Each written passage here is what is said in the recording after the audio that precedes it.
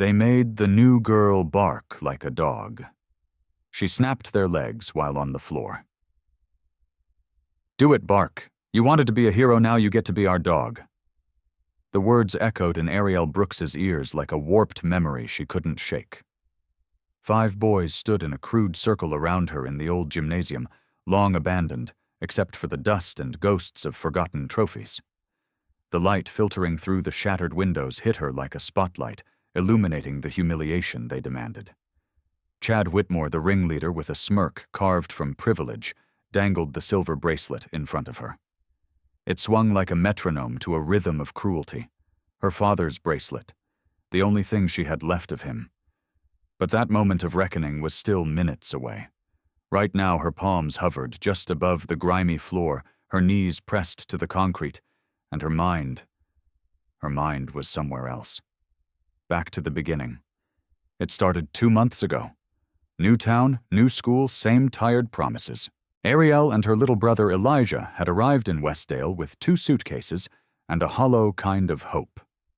Their father, a decorated Navy vet, had passed from complications of PTSD 6 months prior, and their mother, who now worked double shifts at the local hospital, had no time left for grief. Ariel tried to carry it all, her brother's anxious questions, the weight of starting over the shadow of a man who'd taught her how to stand, but not how to fall. Westdale High looked ordinary enough with its clean banners and polished lies, but Ariel knew how easily appearances lied. The first incident was a boy named Noah Singh, a sophomore barely 5'5" who dared to walk the wrong side of the cafeteria. Chad and his friends cornered him near the vending machines. When Ariel walked by, she thought she heard laughter. It wasn't until she turned and saw Noah wiping chocolate milk off his face that she realized it wasn't a prank. It was a warning. She intervened. She always did. Told them to back off. Helped Noah up. Took him to the nurse. That was her mistake.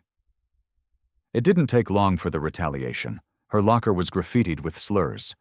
Someone switched her gym uniform with one soaked in urine. Fake rumors about her attacking Chad spread through the halls faster than truth ever could. When Ariel tried to report it, the vice principal smiled, the kind of smile that meant nothing would be done. "Boys will be boys," he said. Her voice cracked when she told her mom, but there were bills to pay. "Stay strong, baby," her mother whispered, exhausted. "We don't have room for trouble." Trouble found her anyway. Chad's crew didn't just harass her. They found Elijah one day reading alone under the bleachers. He was wearing one of his Doctor Who t-shirts, the kind their dad had bought him. They soaked it in soda, pushed him, called him nerd trash. Ariel confronted them that same afternoon, her fists clenched, but her voice steady. She didn't fight. Not yet. She remembered her dad's voice. "You only fight when you must, and when you do, you finish it fast." Then the bracelet went missing. She always kept it in a small pouch inside her backpack. Silver with her father's initials engraved. The last thing he gave her before his final spiral. When she noticed it gone, she felt like the air had been punched from her lungs. She searched everywhere. When she asked Chad, half daring, half praying, he held up his wrist, flashing it like a trophy. "Oh, this old thing found it. Finders keepers." She went home and screamed into a pillow. Elijah sat outside her door, silent. Later, he slipped her a note. "Don't let them break you." But they tried. God, they tried. Photoshopped images of her spread across fake social accounts. Anonymous notes in her locker saying she should have died with her dad. But the worst was yet to come. One afternoon, she couldn't find Elijah. He wasn't answering texts. Hours passed. Her stomach twisted. When she found him locked inside the janitor's closet, crying, soaked in his own urine, the light in her cracked. That night, she didn't sleep. She sat on her father's old duffel bag, the one that still smelled like deployment sand and detergent. She pulled out the gear he left behind, gloves tapes, a letter with fading ink. "You are not your pain. You are the protector. When it's time, you will know." The message came the next morning, old Jim. 3 p.m. Come alone, or your brother's breakdown goes viral. Now here she was, on her knees, heart steady, hands twitching, and the bracelet swinging in front of her face like a dare. "You think I'm scared?" Ariel's voice cracked through the thick air louder than any plea someone in her position should ever dare to make. Chad's laughter ricocheted off the dusty walls, but Ariel felt no shame in raising her chin. She was standing at the edge of her own breaking point, and something in her snapped back into place. It wasn't courage she'd discovered in that moment. It was fury, a furnace of raw, relentless determination that her father had once whispered about long before the PTSD claimed his nights. "When words fail, strength speaks," he'd said, pressing that silver bracelet into her small palm. But remember, justice requires more than power. She recalled him training her in silent drills, push-ups, breath control stance work, his calm voice cutting the night air. Everything she'd been taught screamed for retaliation, but she remembered his warning, wielded it wisely. Now, as she flexed her fingers, the scent of sweat and dust mingled with adrenaline. She would be strategic. Chad stepped forward, his grin more feral than ever. "Show us, hero.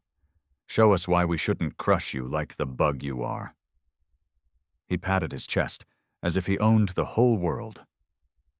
Ariel scanned the circle faces contorted with cruelty, phones recording every second, witnesses in full voyeur mode. Even Jamal Thomas, the student journalist, perched on the bleachers, tears in his eyes, live streaming for likes and justice. She needed to make this count. Her plan formed in a single heartbeat: bait them into false security, then strike. Chad wiggled the bracelet in front of her face. Crawl, bark, beg. He paused to savor the power. Ariel let her gaze drop to the cracked floor. The concrete reminded her of her father's old dojo, her childhood sanctuary transformed now into an arena of her deepest shame. She allowed herself to look broken. Then she moved. Connor, the muscle of the group just a step too close, felt her sudden pivot. With a practiced twist, her hip guiding her weight, she snapped his ankle. The sickening crack echoed like gunfire. He collapsed, eyes wide, the triumphant smirk wiped clean. Husk of breath wheezed from him. Ariel's heart pounded, but her face stayed calm. Shock rippled around the circle. Jake, the official filmer, stumbled back, phone nearly dropping. Ariel didn't hesitate. She stepped forward, voice calm but fierce. "Justice isn't about making noise. It's about making them feel the weight of their choices." Her words landed like stones. Chad's bravado wavered. He held the bracelet aloft like a trophy, but now it felt hollow. She closed the distance, knelt beside Connor, adjusting her stance to strike again, and then paused. The world seemed to slow. Chad's wide eyes, Jamal's tearing face, Larson's phone cam capturing every beat. The gym's broken windows let in a beam of sunlight that glinted off the silver bracelet lying on the floor. She stood, letting gravity do the rest. Chad's knees buckled as he realized everyone was watching, not cheering but horrified. She locked eyes with him. "Enough," she whispered. "This ends now." Silence crashed in their faces as the final seconds ticked away. Ariel's chest heaved. She was raw, trembling but unbroken. Behind her, Larson stepped forward, voice steady. "Ariel Brooks, you did what no one else dared. I saw everything." Jamal lowered his phone, eyes shining. The bracelet caught the light one last time. And then the gym doors burst open. "Detain her now." The voice boomed through the gym like a shotgun blast. The doors slammed open and Principal Holloway stormed in, flanked by 2 security officers. His face, usually blank with practiced bureaucracy, was twisted with something between rage and fear. "What on earth is going on here?" he barked, eyes landing on the fallen boys. Then the blood, then Ariel standing tall, silver bracelet glinting like defiance incarnate. She didn't flinch. "This girl," Chad wheezed, still crumpled. "She attacked us. Out of nowhere." "She's crazy." His voice cracked, hands trembling as he reached for support. But the cameras were still rolling, live streams, still humming, and the truth, unfiltered raw, was already spreading beyond the school walls. Principal Holloway scanned the room, disoriented by the sea of phones and gasps. He tried to assert control. "Turn those cameras off. Now." No one moved. Not even Jamal, especially not Jamal. His hand gripped the phone tighter, lens pointed straight at the truth. "Sir," he said, voice calm, "this isn't just a school incident anymore. The world is watching." Ariel's breath hitched. The air was electric, her heart pounding in rhythm with the consequences now barreling toward her. Her father had warned her of this too, not just about physical battles, but about the war of perception. "They'll try to rewrite your story," he'd said. "So you write it first. I was called here under threat." Ariel said, her voice cutting through the chaos. "They stole my father's bracelet. They locked my brother in a closet. They demanded I bark like a dog." She turned slowly, letting her words hang like blades. "And you let them." Co Larson stepped forward, her hand raised not in fear, but in solidarity. "I've been quiet too long," she said. "This school has a pattern. We protect the privileged and punish the brave. No more." She looked at Holloway squarely. "I'm filing a formal statement. This ends with accountability. But the power struggle wasn't over. Chad's mother, Councilwoman Whitmore, arrived within 15 minutes. He'd called her the second Ariel snapped Connor's ankle. She swept into the gym in designer heels, voice like venom. "This girl assaulted my son. Expel her. Press charges." "She was defending herself," Co Larson interjected. "I have it all recorded." Whitmore sneered. "You're a literature teacher. Stay in your lane." The air thickened. Ariel stepped forward again, not trembling but anchored. "Your son humiliated, stalked, and terrorized me and my brother. The only reason you're here is because his victims fought back." She held up the bracelet. "This is all I had left of my father. He died a hero while your son plays tyrant behind privilege." The room held its breath. But then from the back of the gym, a new voice emerged. It was Elijah. He'd arrived quietly unnoticed, but his presence now shattered whatever narrative Chad's mother had been trying to spin. "She didn't want to fight," Elijah said, eyes red but resolute. "She begged them to stop. They wouldn't. So she did what my dad taught us to protect." He walked up to his sister, took her hand, and raised it gently. For a split second, the gym was a courtroom, and the jury was the entire internet. That night, the video hit over 1.2 million views. "You think your little story can undo my son's future?" Councilwoman Whitmore's voice trembled with righteous fury as she pointed a manicured finger toward Ariel. "He's a scholarship athlete. You're nothing but a violent charity case." The words stung, but not in the way the councilwoman intended. Ariel had heard versions of this her whole life. Veiled or blatant, the message was the same kids like her weren't supposed to fight back. They were expected to be grateful, silent, invisible. But the bracelet around her wrist burned with memory, with meaning. Her father's words echoed in her bones. "You don't raise your voice just to be heard. You raise it to stop the silence from swallowing others." Principal Holloway, desperate to regain authority, cleared his throat. "Everyone, please, this has become highly politicized. Let's allow the school board to." No, Ariel interrupted. Her voice was steady, but it rang with something that made people stop scrolling, stop breathing. "No more delays. No more hiding behind boards or policies or donors. You want the truth? You're standing in it." She stepped into the center of the gym, her silhouette framed by sunlight streaming through broken panes. "What happened here is bigger than me. It's not just bullying. It's about power, about who gets believed, who gets protected, and who gets punished for surviving." A gasp rippled through the crowd. Some students had trickled in, lured by texts and live streams. A few teachers lingered at the edges. Even Coach Ramirez, who'd always looked the other way during locker room hazing, now stared at the floor, shame burning into his shoes. Jamal's voice cut the tension. "I just got confirmation. Local stations picking it up. The live stream hit 3 million. He looked up at Ariel. "They want to interview you. Like now." Councilwoman Whitmore bristled. You think this circus proves anything? Do you know who I am? Ariel met her gaze. Do you know who I am? She turned to the crowd. I'm the girl you pushed too far. The sister who won't let her brother grow up scared. The daughter of a soldier who taught me that silence is surrender. Her breath caught. So no, I won't be silent. Not for you. Not for anyone. The room for one suspended moment held a sacred kind of quiet. Then a voice rose from the bleachers. It was Noah Singh, the sophomore she'd defended weeks ago. I saw it. I was there when they shoved you, when they took your stuff. I didn't say anything. I was afraid. He stood trembling but resolute. But I'm done being afraid. Another voice joined in. Grace Park. They came after me too. Posted my grades online. Said I only got into AP Chem because I'm Asian. Then Jamal. They defaced my camera gear. Called me a diversity token. One by one, stories poured out kids who had stayed silent for months, even years.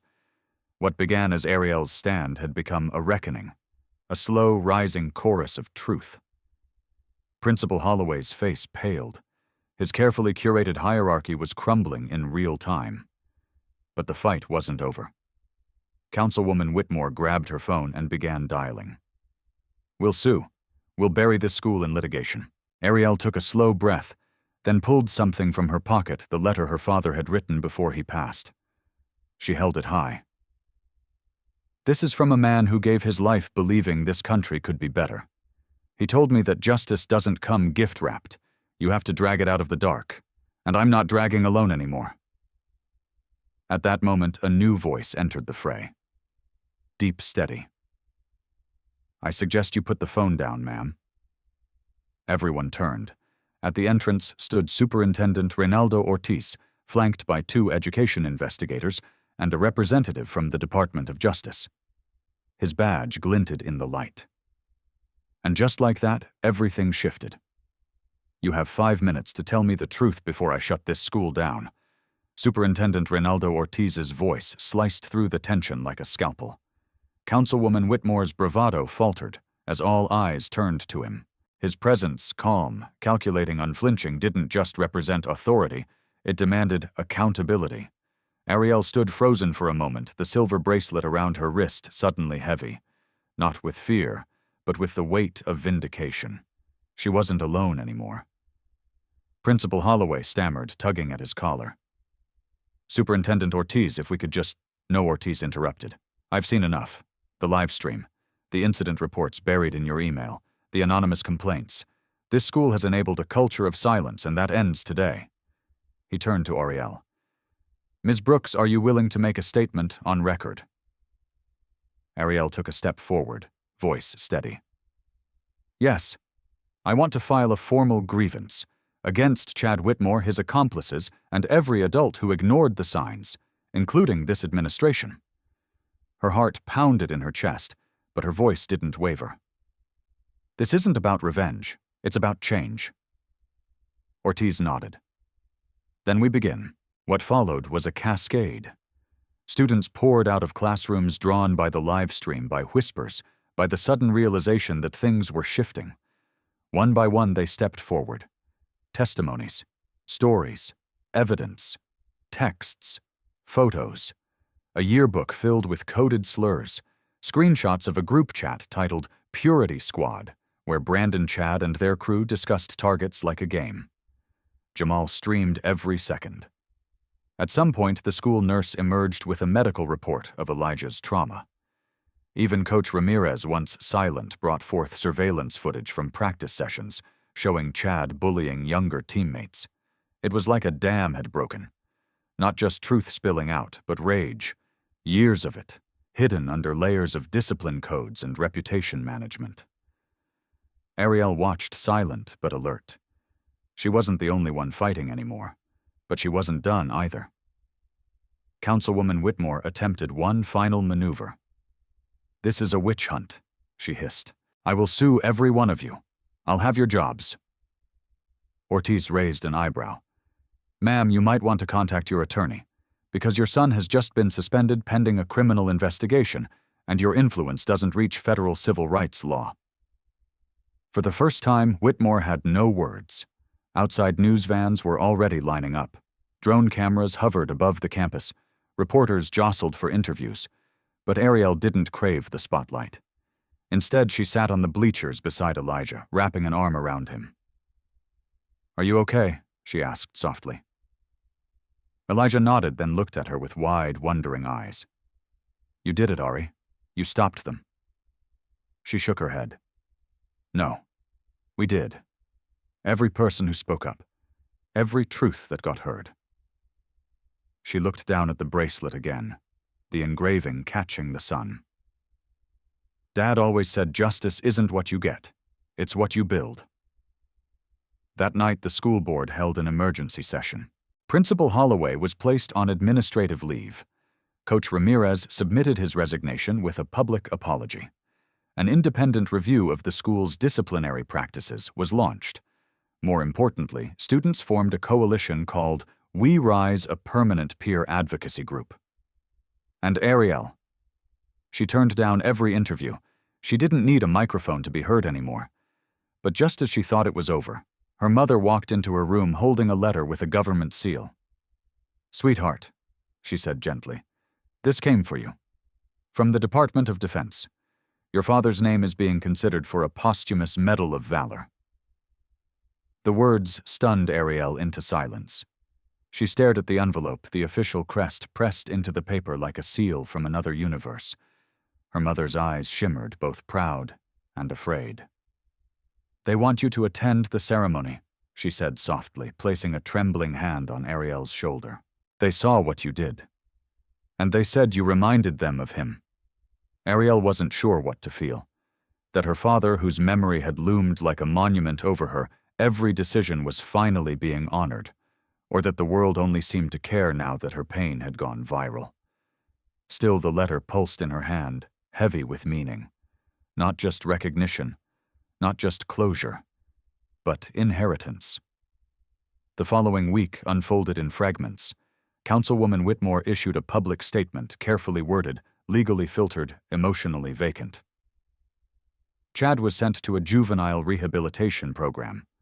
No charges pressed, privilege still had its shields, but his scholarships were revoked, and his social standing vaporized. He would never be untouchable again.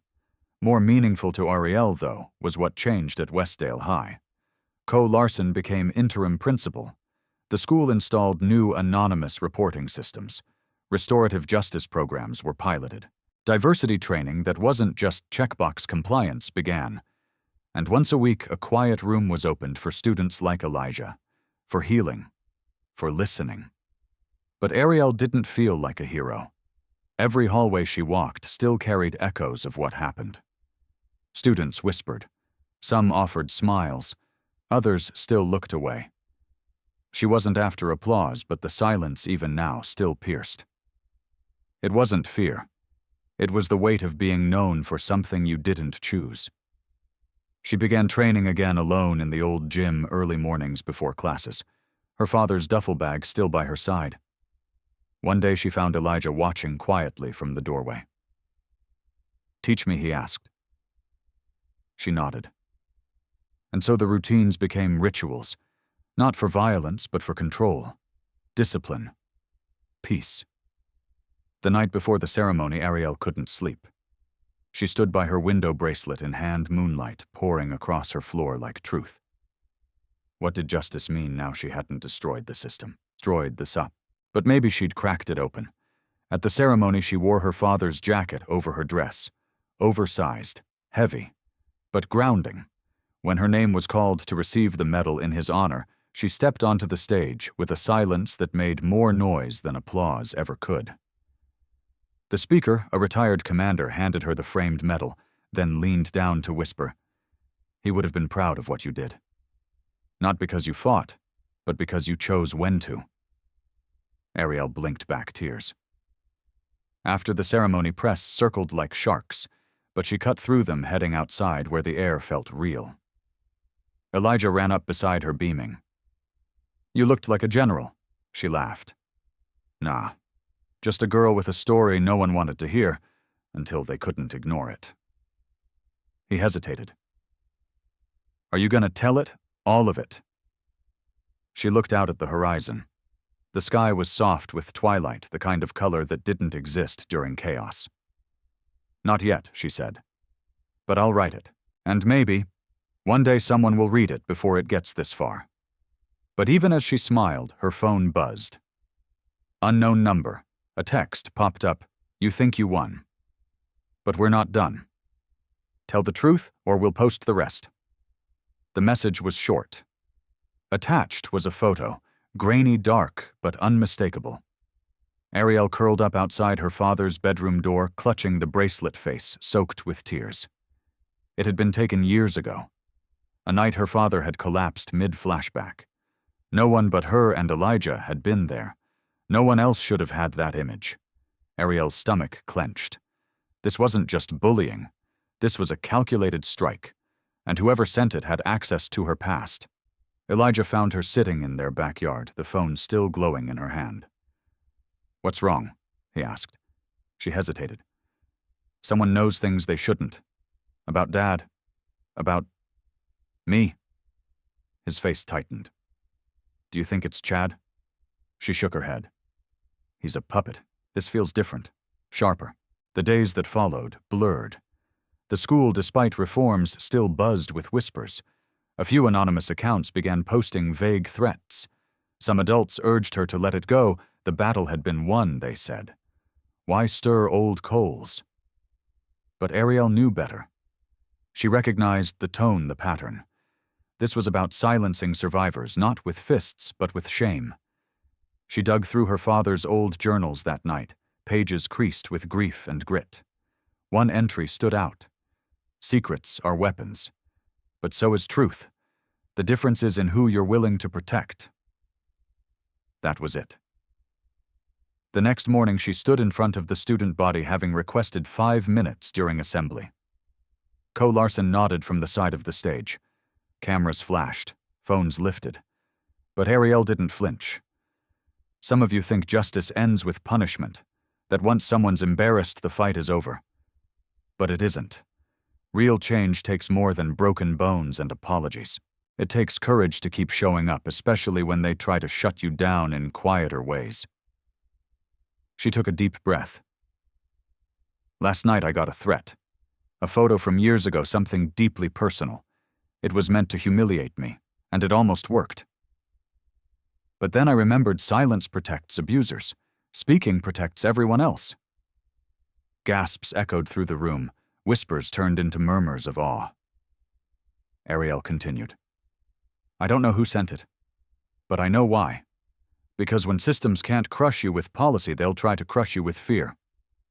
She paused. "So here's my answer. You can't shame what I've already made peace with." That photo. It was taken during the worst night of my life. But it also reminds me who I've become since. So post it. I dare you. The auditorium fell into stunned silence. Then applause. Not the thunderous viral kind, but the quiet, rising kind. The kind that builds into something unshakable. That night, the account that had posted the threats vanished. But another account popped up, this one anonymous but kind. It posted a black and white photo of Ariel at the podium. Captioned simply, "This is what strength looks like. Today we don't celebrate victory. We celebrate survival." Ariel's voice rang clear through the auditorium, not rehearsed, not performative, just real. The senior graduation ceremony pulsed with the weight of everything that had happened. Students sat in their folding chairs in caps and gowns, but the air was charged with more than just nostalgia. It was remembrance. It was reckoning. It was renewal. They had asked her to speak reluctantly at first. The school board had debated it. Some parents protested, but the students made it non-negotiable. If she doesn't speak, Jamal had said, we walk.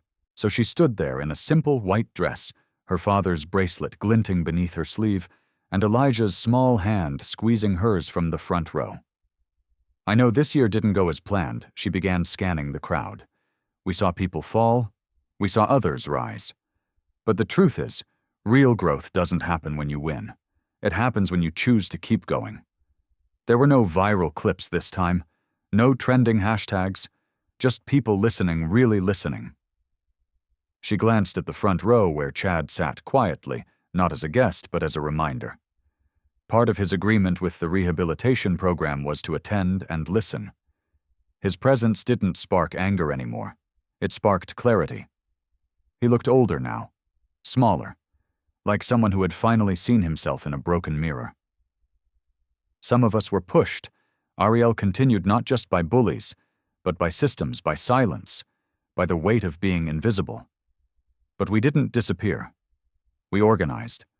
We told our stories. We made it impossible to look away. She paused and held up a folded letter. This is the speech I was supposed to give. The safe one. The one that talks about bright futures and gratitude. But I'm not interested in safety. I'm interested in truth. She tore the paper in half. I've learned that healing isn't linear, that justice isn't clean, that sometimes standing up means standing alone for a while, but eventually someone stands with you. Then another. And another. She turned toward the crowd. And that's how we change the world.